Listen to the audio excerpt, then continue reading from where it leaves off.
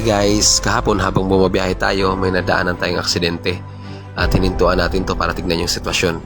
So makikita natin mayroong isang babaeng driver at isang motorcycle na andyan mismo sa may kanal. So ayon sa nakasaksi, doon pa mismo sa malayo hanggang dito na overshoot yung motor. At buti na lang walang mga major damages sa kanyang katawan at hindi tumama sa simento ang kanyang ulo kasi mas delikado yun pag tumama. So meron siyang mga kaunting damages, mga gasgas sa kanyang tuhod, sa kanyang mga siko. So ayon din sa mga tao na andito, nakatawag na rin sila ng ambulance para ma-assist ang driver at matignan na rin yung kanyang sitwasyon. So inaantay na lang na dumating yung ambulance.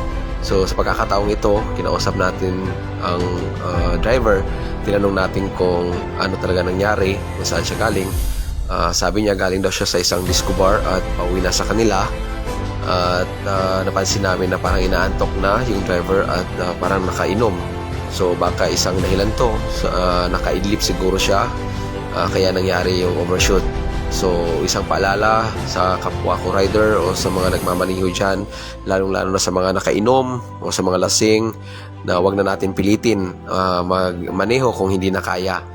At kung inaantok na rin, magpahinga na lang muna, wag na lang ipilit ang pagdadrive kasi mas delikado, baka yun pa yung maging cause ng aksidente nyo. So dapat lagi tayong attentive sa pagdadrive, lagi tayong presence of mind pag nagdadrive. So ingat sa lahat ng mga nagbabiyahe, sa mga kapwa natin driver, ingat lagi kasi minsan hindi natin alam yung mga aksidente kung ano yung mangyayari sa daan. So, laging presence of mind, ingat lagi tayo. So, sa mga oras na to, papaalis na rin ako kasi may aatinan tayong event. So, ingat lahat. Ingat sa pagbabiyahe. Ride safe.